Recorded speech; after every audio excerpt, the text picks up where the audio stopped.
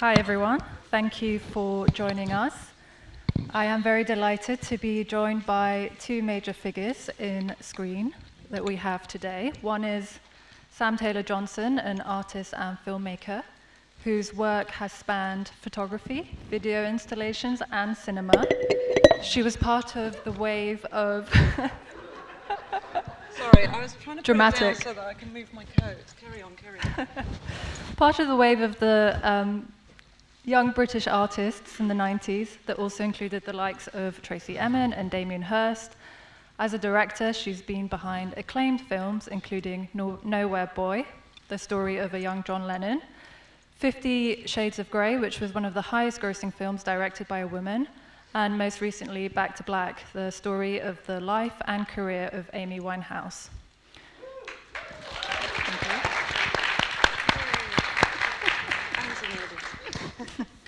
Jack Lowden is an actor whose performances have captivated audiences on both stage and screen. He won an Olivier Award for his role in Richard Eyre's adaptation of Ibsen's Ghosts. Woo! On screen, he's had standout roles in many major films and TV shows, including Dunkirk, Mary Queen of Scots, and the little-known Apple TV show Slow Horses. Yes. So thank you. Now, Sam and Jack, you've never worked together before. No, we've actually only just met this evening. You just met outside, yeah. Yeah, we're really firm old friends now. Yeah, big time. Yeah. Had you come across each other's work before?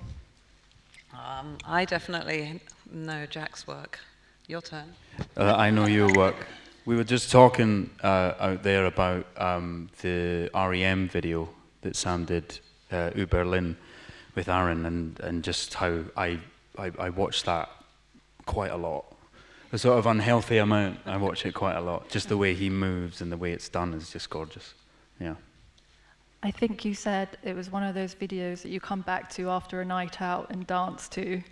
Not dance to. I just play it to whoever I'm with, make them watch it. I think we've all got one of those. Yeah. Yeah. So actually, I think you guys have quite a major thing in common, which is that you've both worked on biopics, more than one. Between you, there's been quite a few biopics. Sam, obviously, Nowhere Boy, Back to Black. Jack, you were Morrissey in England Is Mine, and Sigrid Sassoon, the war poet, in Benediction. So I wanted to start by talking about that a bit, and I wondered if you could tell me, when you're making a biopic, first as a director and then as an actor, where do you even begin in trying to bring a real person to life? It's a big question. I feel like the direction that I work with whoever's playing, so for example Aaron with Lennon and Marisa with Amy, was not to impersonate but to inhabit. So to really sort of go into who that person was in terms of not the fame or necessarily what brought them there, but what motivated, what influences, what the life around them, the people around them, and to go that way. But it's tough actually making biopics. I'm not sure I want to do another one. It's quite. I think both Marisa and Aaron really sort of inhabited the roles to a very, in a very deep place. And also as a director, I felt like, I really sort of had to live in the mind, body, and spirit of each of those people. And it was a good 2 years for me in Amy's world, mind, and spirit, and that was complex, and all the feelings that I think we all feel around her. I was feeling sort of every minute of every day, and it became such a sort of deep, passionate project. But it was really a lot of intense research and familiarity with everything that each of them had ever written, obviously musically, but also diaries and letters and then it's sort of just approaching it with performance-wise to try and bring something where you feel like you're connected to them in a very deep and personable way, not just watching a performance that replicates something, I guess. That sounds like it can take quite a bit of a heavy toll on you. 2 It years did. immersing yourself in the world of Amy Winehouse. It did. There was just one day where Aaron said, "Who are you talking to?" And I was like, "Amy." And that was for real, because there were just moments where I'd just be like, "This scene, is it going to work? What do you think? Is there a sign? Just anything? Just tell me if it's going to work. I just don't know." But in that sort of way. But you're walking in the footsteps of your trying to engage in a scene in a way that feels authentic to the behavior of, or it's intense, that's for sure. At the end of it, I was like, give me pure fiction. Pure fiction, something. Yeah, I was going to say, didn't Amy Winehouse's mum tell you about her canary, and to you that was like symbolic of who Amy Winehouse was as a person, because you were that deep into her storyline by that point? Yeah, I mean, that's a quick story that I tell you, that I met her mum just once, and then we were filming, but she was telling me stories, most stories I'd heard, but there was one story that she told me about Amy's deep love of her canary Ava, which I knew a little bit because of October Song was written for her canary, but she talked about it in such a sort of deep and meaningful way, and how the death of the canary was so upsetting to Amy, and that Amy and her mum then drove to the cemetery, and she buried the canary, and it just seemed so symbolic in a way. And the very next morning I was telling a friend the story, and I was on the Goldbourne Road, and I came out, and there was a guy standing right outside the cafe where I was with a little bird cage and a canary inside it, and it was a ticking clock. And I said, is that a canary? And he said, it is. And I was like, okay, I'll buy it. It's actually in the film. It's on Nan's dressing table. And then that night, I went for dinner, and I was telling Aaron the story about the canary, and he said, look behind you, there was a canary painting behind me. And I was like, okay, the canary's in the picture. But it felt obviously quite, sadly symbolic that this, little songbird, very... Did you keep the canary? We had about 5. Okay. That one canary's 5. And Jack, you were Morrissey. Were you a fan before you were in that film? No. No, I genuinely wasn't. I had a very strange cultural upbringing that wasn't, music was something that was very, swing was a big part of my music. Rat Pack and all that kind of stuff. So Morrissey was very far away from, Fly Me to the Moon. But yeah, I mean, I played a young Morrissey, as a pre-Smiths Morrissey. The young director Mark Gill from Manchester had always wanted to make something about how he became who he was and where the lyrics for a lot of his songs came from.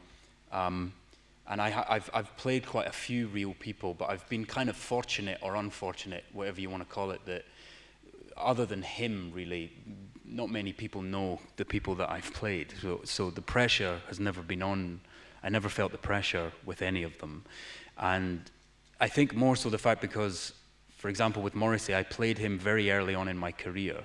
And, the realities of a working actor was that the months leading up to me having to go to Manchester and shoot that film, I was in Lithuania doing War and Peace with headphones in, listening to Smith's tracks, and the sort of lack of time, these wonderful performances that you see in some biopics that came out this year as well, is that these guys have so long to prepare and delve into the sort of bones of their character. Any character I've played, which is great because I've been working, I mean, that's great. But I've never really been able to get very, very deep because I don't have the time, because I'm, in Lithuania on the back of a horse, trying to think, oh shit, right, I've got to do that scene in a couple of weeks where a young Morrissey runs through the streets of Manchester. So a lot of the real people that I've played if I'm being really honest, have been very, from my point of view, incredibly surface level. And so in that way, I've never put too much pressure on myself, because I think I'm a big believer in you put the wig on and the glasses on, and someone walks into the scene and says, "Oi, Morrissey," and you go, "Well, half my job's done for me." And when I don't have the luxury of time, I have to do that. But that's because of the way I think about acting and where I come from and how I started, is that I've always reveled in the last minuteness of it, and the sort of 1 minute in the wings, the next minute on stage. And I've really enjoyed just sort of chatting with you and then going, right, I've lost my mother and it's the 16th century. I really enjoy that. I also really enjoy it, and I really I take, maybe arrogantly or not, I don't know, I take pride in it, because I really, to me, that's where the skill is. Whether I've got the skill or not is a different thing, but that's where the skill is, and I chase the skill all the time. I chase how last minute sometimes I can make it. I do the work that I'm supposed to do. I'm never unprepared when I turn up, but I really enjoy the act of just fanning about in the right environment, Sounds like every creative I've ever met. Yeah, well, there you go, yeah. There's probably some parallels between Tolstoy and the Smiths, which we won't go into here. Yeah, there probably is, yeah. How do you deal with the kind of passionate fan bases that these figures have when you're making a film, like the ones you've made?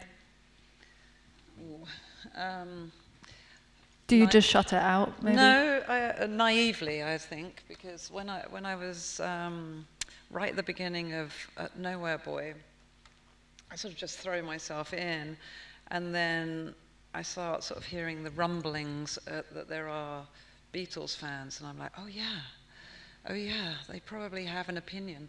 And then the rumblings get louder and louder and louder. And Nowhere Boy was my first film, and I remember just thinking, this is too much, this is overwhelming, I've bitten off more than I can chew, and I'm going to just try and think of a different film to make. Maybe this isn't the right one. And I got in the car and turned on the car, and Starting Over by Lennon came on. I was like, okay, I'm doing it. But it definitely felt overwhelming. And then when we did our first ever screening, we did it in Liverpool, which was a cinema a little bit bigger than this, full of fans, friends, and family. And I remember just looking out, and everyone was just sort of like, bring it on. And so that was interesting.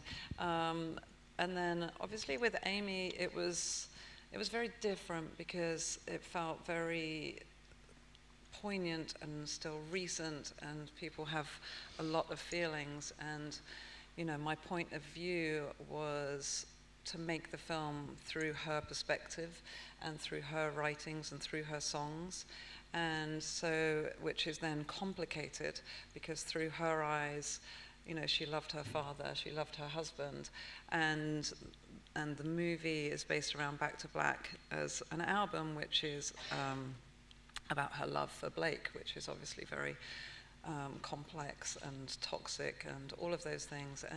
And so, fans are very divided about what that then looks like. So it's complicated, and what I had to really do was to sort of stick with the vision that I set out to make, which was to just follow her words, her guidance, and stay in her perspective, and not veer from that. So whenever I was in doubt about how to play a certain scene, like I said, I had to sort of go into her sort of headspace and sort of just see the love and lack of judgment, for better, for worse. But complicated. And then, think I'll probably never work again. So you were saying that no more biopics for a while. Nope. I'm quite sort of intrigued by both of your creative processes. I mean, first of all, what motivates you to say yes to projects? Is there something in specific that you're looking for? Sam, I know previously you've said you're drawn to deep, intense subjects. Could you expand a bit on that? I mean, really, it comes down to what resonates when you're reading. I never set out to make a film about Lennon, and I was starting, I'd made a short film about two people losing their virginity to the Buzzcocks, and that was a 15-minute sort of session which was written by Patrick Marber. It was a short film, and after that I was doing a very different film, it's a long and complex story. But then Joe Wright, the director, who I'm sure you will know, sent me this script and said, "I've just read this script and I think you should do it. I really think it will resonate with you," which was extraordinarily generous of him. And I was reading it on a train from Cornwall, and I was reading it, and I got to the last page, and my face and t-shirt were wet from tears and just feelings in so many different ways. And I just thought, I have to make this film. So I got in touch with the production company who were doing it, and I set up a meeting, and they said, "What sort of film would you like to make? It's great to meet you." And I said, "I'd like to make Nowhere Boy." And they said, "We're in production with another director." I said, "I know, but what if something not sinister happens?" But what if they can't do it for any reason? Please hold me at the top of your list. That director left to do another film, and I'd got wind that director had left to do another film. And I was so passionate about it, and also it was my first film. I didn't really know how the world of film and industry worked, so I kind of figured every industry party and blagged my way in and made sure I was like, "Hey," to the producers. And in the end, they said, "If you stop stalking us, we'll let you do it." And that's how I got it. But it really just came. And similarly with Amy, I'd never thought that was something for me until I started talking to Matt Greenhalgh, who'd originally written Nowhere Boy, and we just got into the rhythm with it. And then I did A Million Little Pieces was also a biopic about James Fry, who wrote that book, and that one we shot in 21 days. For 3 million, I think it was, and that was a crazy ride. But that was just because I loved that book so much, and no one had made it. And there was, of course, typical me, massive controversy around it and complexities. But I really loved that book and felt like it ought to get made, but it never really got seen. So maybe I shouldn't have done it. Jack, I read in a previous interview that you said, growing up, you loved Frank Sinatra, and that's because you loved the rhythm of his music, and that's something that draws you to scripts as well. Can you tell us a bit what you mean by that? Yeah, it sounds wanky, but it's not. It took me a long time to realize, because I grew up on stage. I did a lot of stage. I didn't really do anything on camera till I was about 24. And when I first went on camera, I really, really struggled. It felt so weird to me. And it took me a long time to, instantly as an actor, of course, the first thing you do is, it's because I'm shite. And so I went through a few years of that, and that was fun. And then I realized that I'd made a transition into something that was completely alien to me, and I was trying to go about it the same way that I'd done on stage, where everything's up to you as an actor, really, ultimately, which is what I adore about it as a control freak. And on sets, first of all, I just couldn't quite get over the lack of an audience. I couldn't understand the feeling to want to perform just wasn't there, because it wasn't an audience sat like this. It was people in North Face jackets with equipment, and it took me a long time to realize acting on screen kind of felt like acting on a construction site. It kind of felt, and I've said this before, but it does. It sort of feels like you've walked up to a bunch of mainly men, obviously, and gone, "Sorry, can you just put that down for a second? I'm going to do Hamlet." It still sort of feels like that, and that sort of magical moment, this magical relationship of me here and you there, somehow gives, because I'm quite a shy guy, and it somehow gives me permission to do anything. Whereas it sort of feels like you are starting to do a performance around a dinner table, and it just, to a shy person, it feels kind of cringe. So it took me a long time to get over that. And then what I realized was that what I respond to in a script or a set of sides of the day is the rhythm. And that comes from stage. And the rhythm of how something works, the flow of a scene, or the rhythm of a character. So, you know, I just worked with a brilliant actor called Tom Brooke. Wonderful, wonderful English actor. And we were doing something where his character was incredibly still, quiet, thoughtful, and my character was erratic and annoyed all the time, and it was easy to be erratic and annoyed next to something that just was completely immovable. And the delight in that difference of rhythm was where everything was born. There was no need to think, really. It was just to respond to him, and the rhythm that he'd be giving me helps me so much to bounce off and smack off walls in frustration. And so, yeah, I've realized that when things get sent to me, because I'm in that sort of funny middle stage where I'm not like, you know, what is it that draws me to a script? Because I'm still having to sort of take what I can. I'm in that sort of middle stage, which is kind of only where I ever really wanted to get to, where I can have a little bit of choice. But ultimately, I'll read scenes, and if the rhythms don't feel right, I will not respond to it. It doesn't matter what the character is or what the film's trying to say, because I'm only thinking about my job, which is to turn up every day and do the best I can and enjoy it. I only do this for me. I don't do this for anybody else. So if I'm not enjoying it, then I won't serve the bigger picture. I won't serve the message of the film or the director's vision. And the answer to me of it all is in the rhythm. And it's amazing how rhythm kind of feels like a lost art. And to me, I became obsessed by that because I grew up watching sitcoms. And rhythm in sitcom is everything. Timing is everything. And they don't do, you know, right now we'll do your coverage. Everything's live. It's like a play. And you really have to be good at keeping a scene up or down or moving it left or right, which is kind of hard sometimes on a film set, because you could, again, it's also sort of completely, utterly pointless, because you could turn up with your own rhythm, but then an editor completely changes the rhythm. So, That's true. But I still think it's a noble act to try. Yeah. Yeah. You set up your own production company a few years ago, and Yes, well, we only set that up to make the Outrun, and now we're Serge and I are trying to figure out what the best way is to make more stuff in the way that we want to make it, whilst working as actors. So what was it about the Outrun that made you want to turn it into a movie, which is based on the memoir by Amy Liptrot? Yeah. I read the book, which was an exceptional piece of writing. I originally genuinely only had the book because I was in Orkney and I was in a bookshop and the front cover was really cool. So I took it off the bookshelf and bought it because the cover was great, and then read it, and what was inside the cover was fantastic, and just said to Serge that the character is a character that I think she should tackle, and I didn't think at that point she had tackled this specific character, and she read it and she wanted to do it, and then the journey just went from there, and we teamed up with the people who already had the rights and came on board as producers, as well as Serge obviously playing the lead. So yeah, that's what it came from. I was in Orkney researching another project I really want to do, and ended up finding another one. Yeah.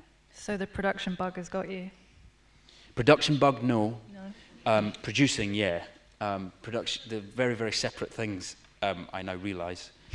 But producing, certainly, yeah. I really enjoy feeling useful, and I think I can be very useful on a film set, and in not just sort of saying words. I felt very useful when we were doing that, and I love feeling like that.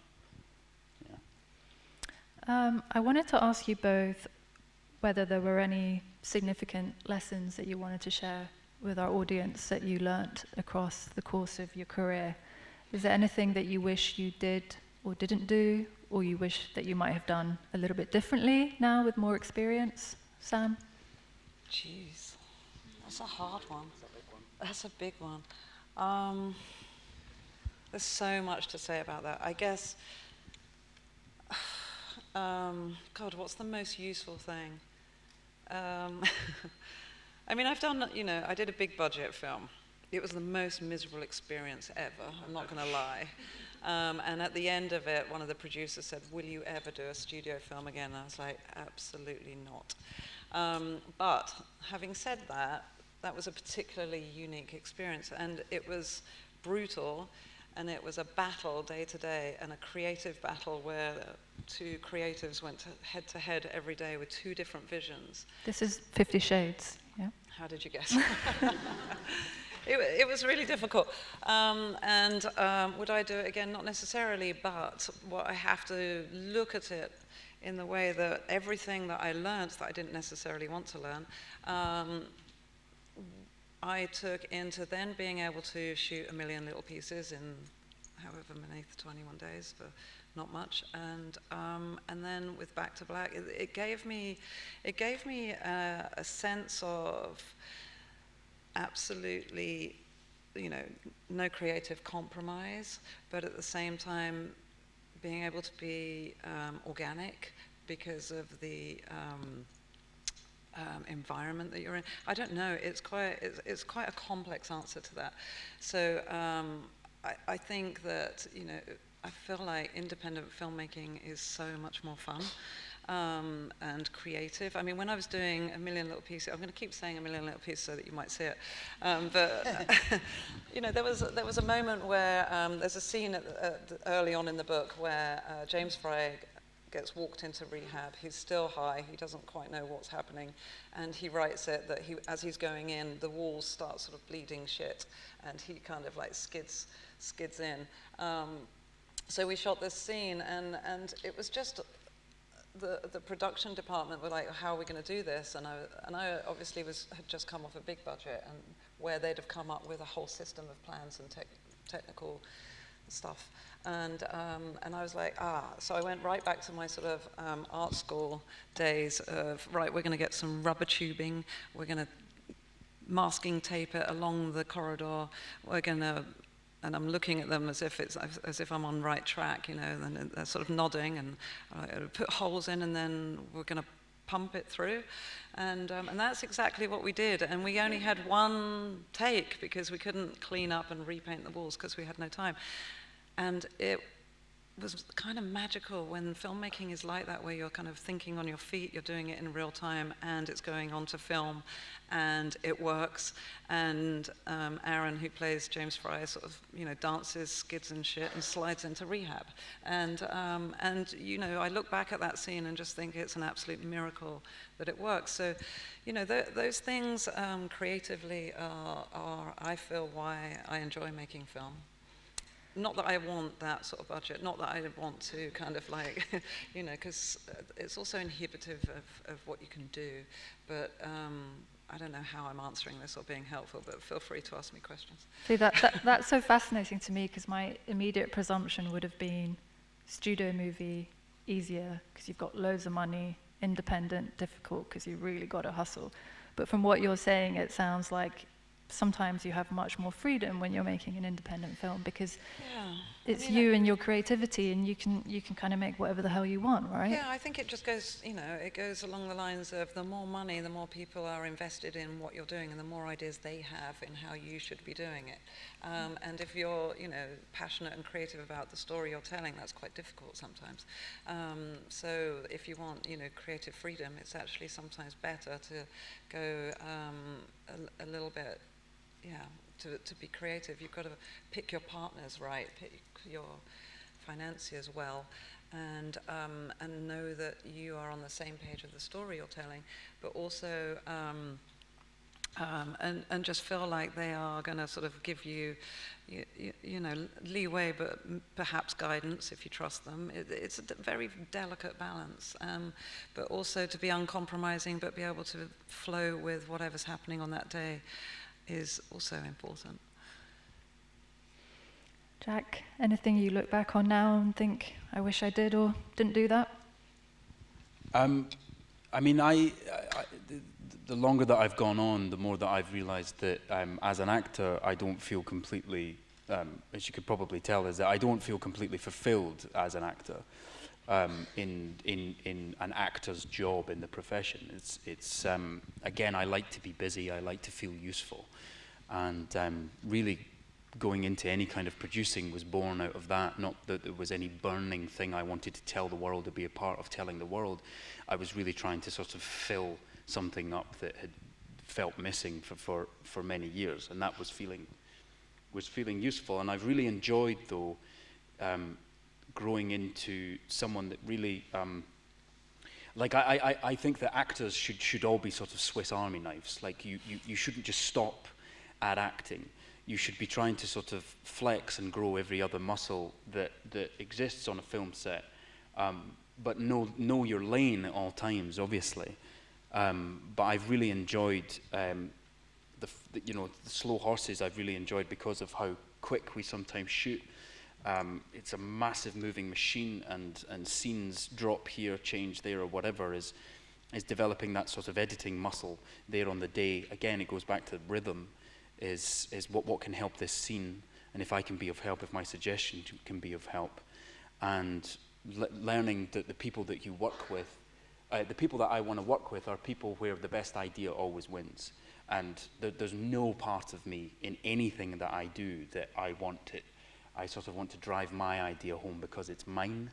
I would do that if I genuinely believe my idea is better than everybody else's, obviously, but I think to learn to have a part of you that is forever just listening for a better idea somewhere else, and it doesn't matter where it comes from. On Slow Horses, there's two guys in the prop department, Harry and Nick, who sometimes when I get stuck with the rhythm of something, or if a line doesn't feel quite funny and the writer's not there because she's off doing something else, these two have wonderful comic bones. And I identified that quite quickly, and I mean, I only finished recently, and I ran over on a day it was pissing down with rain, and went over to them. There was a little bit of filler needed at the beginning of this scene, and I asked them what would be funny if in this situation, and they went away for like 2-3 minutes and came back, and they went, right, we've got ideas, and I went, right, go, and Nick went this, Harry went that, Nick went this, and I went, that one, oh fuck, that's good, right, cheers, and went and did it, and that to me is just what making something is, and so ego has to be left at the door, and ego is a killer of creativity. It really is sometimes, yeah. And just before we go to questions, I wanted to ask you a little bit about the relationship between actors and directors. Sam, when you're working on a film, how do you get the best out of your actors? I mean, talking on the last one, I mean, Marisa and I spent a lot of time together, and we spent a lot of time, going through, all the research and talking and ideas, so that, and similarly with Jack, actually, not this Jack, we spent a lot of time just talking and working through ideas, so that when we're on set, I mean, I tend to sort of feel like that when I'm on set, I go into this very super, almost strange, calm place. So I'm very almost, I don't know, I get very calm, which is almost unnerving, I think, for other people, that I'm sort of so chill. And I don't know what it is. I don't know whether it's extreme nerves that make me actually that sort of calm, but it then allows for everything to sort of play in front, and it's a sort of it's a gentle sort of maneuvering and working through ideas. I find it really quite natural, that side of things. The side of things I don't find natural particularly is pre-production and editing. Mm-hmm. I find those the most like task heavy in a way, whereas when I'm on set I feel very at home, that I feel like I can sort of tune into somebody down to an eyelash, that if it's just like, oh, they're just not feeling what is supposed to be happening in this scene, and then working with why, and I don't know, it is my favorite thing to do, and it feels very instinctual. So yeah, it's the thing that I love the most. Jack, what do you need from a director to ensure you get your best performance out? Space or instructions? Lots of instructions. I mean, space. Again, I'm a big believer. My favorite thing in this profession is actors. I go and watch plays because of the actors that that are in it, and I just like watching brilliant actors. I don't particularly mind what the thing's about, or how long it is, or how short it is if I get to watch an actor that I think is brilliant, be brilliant, I love it in the way I've always, it's kind of stupid, but I've always I've thought about it like, it's kind of like horse racing. You know that bit in horse racing where they do the bit at the beginning where they bring the horses out and you watch them go around and you go, that one looks pretty good. I can't wait to see how that one runs. And it's like athletics is probably a better analogy, is that I really want to see that person act. I don't really mind what the character is. It's like Simon Russell Beale. I had the privilege of working with Simon on the Terence Davies film, and he's an actor that I'm obsessed with, and I would genuinely watch Simon do anything, and I was excited every day, not to turn up to be like, oh, I'm going to be in a scene with Simon, you know, and we're going to create magic.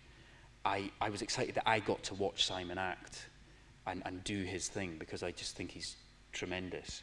So actors for me are the special bit. They're the special sauce. They're the bit that very few people can do. That very few people are brilliant actors. And I think when you've got them, when we find them, keep a hold of them. And yeah, they're everything to me. But with a director, so that's a long way of saying that I've worked on things with directors where there's an actor that's utterly brilliant, and I've watched directors sort of, you know, hit them in the hamstrings because they're trying to sort of make them something, and it's just like, get out of the way, go and sit over there, just watch it. As an actor, if I believe I'm doing a good job, or if I think I can do this, or, you know, like all actors, you know, you do parts where you're like, there's no way I should be cast in this, why am I here? But if they really see it, then it's not important for me, it's important for them ultimately, because they're the one making the thing. Hi, I'm a massive fan of both of yours. I was just wondering, both of you having worked with partners, I'm always really fascinated in the relationship between like working with people in a creative space that you're close to already. And I was just wondering how both of you found working with your partners in that creative sphere, your experience of it, and if you have any advice to people working with romantic partners or friends, close friends, how to go about that, because I know it can sometimes be tricky or not. I was just interested to hear what you guys had to say. I mean, I often think, why am I going to work and leaving the best actor at home? So it's my favorite thing. I mean, I hope whatever I do next, Aaron's in it, but he's so fucking busy, it's really hard to nail him down. And I guess with us, you know, we had the sort of the language of us working together sort of in place, and it just sort of, I don't know, we kind of click into a very different gear when we're working together, but it's pure, actually it's not pure pleasure. There are moments where I'm just like, just fucking do it.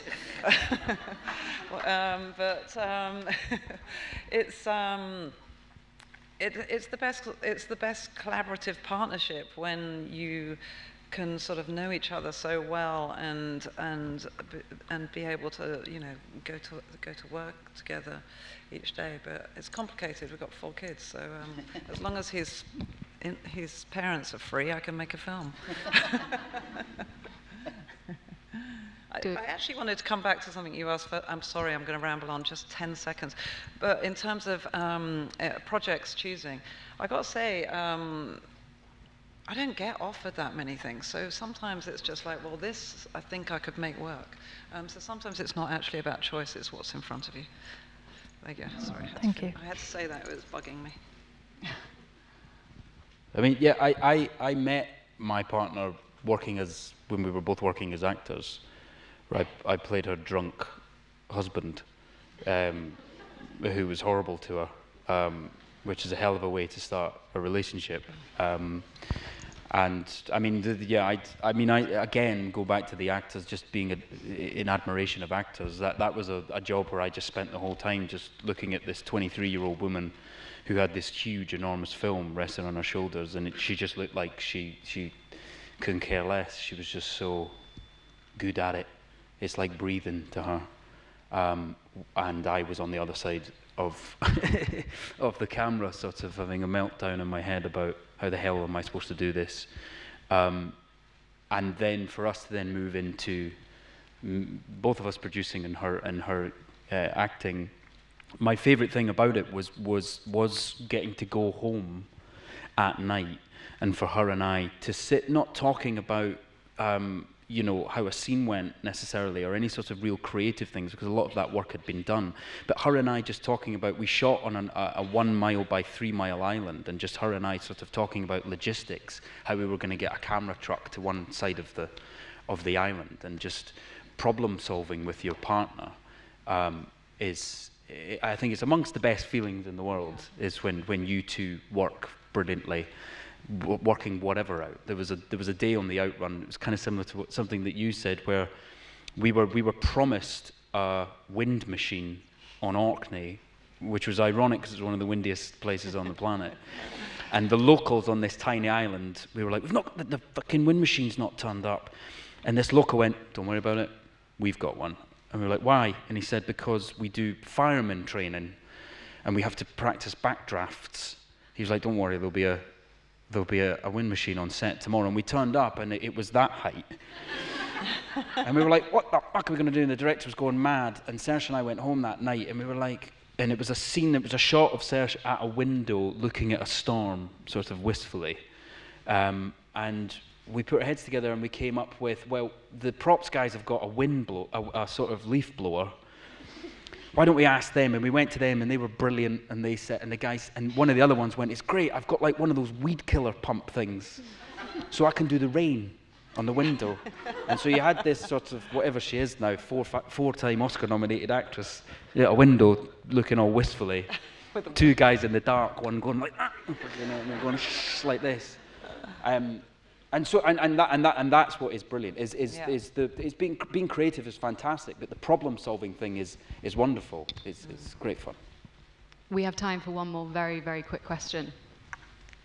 Quick. Thank you.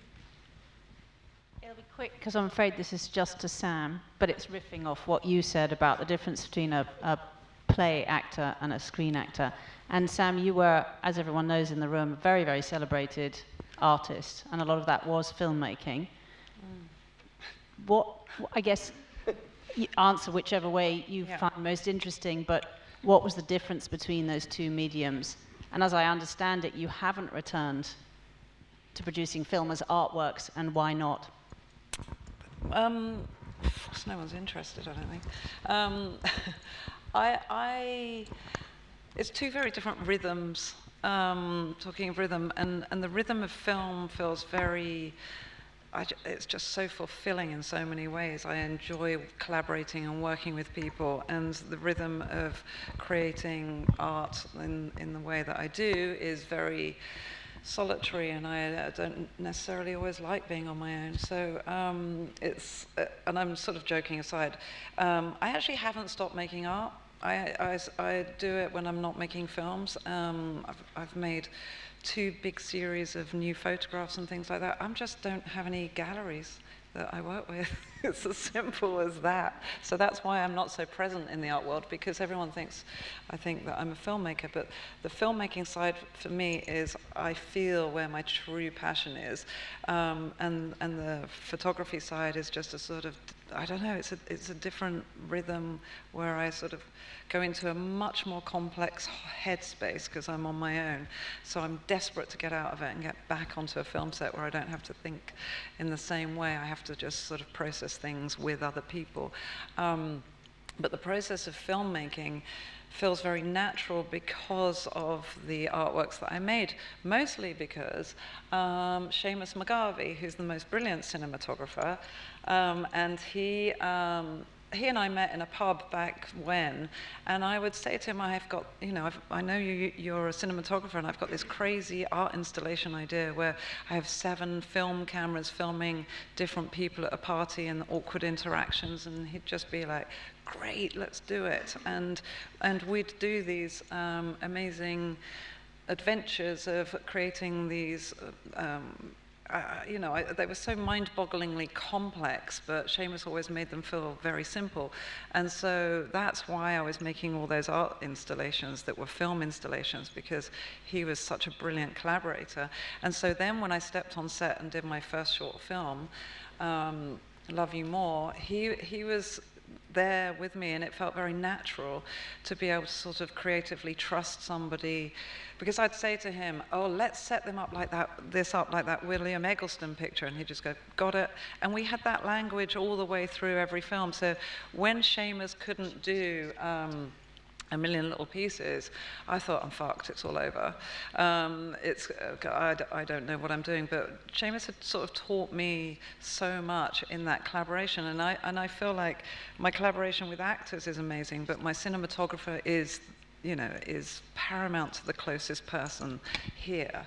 And it's been, after Seamus, I got to work with Jeff Cronenworth, who's amazing, Fight Club, and then I had after that Polly Morgan, who worked with me on Back to Black, and it's just that is almost my favorite thing to do, is to work and create scenes with actors and a cinematographer, and the art is there for the years that go by whilst I'm waiting for the perfect project to come in. Thanks.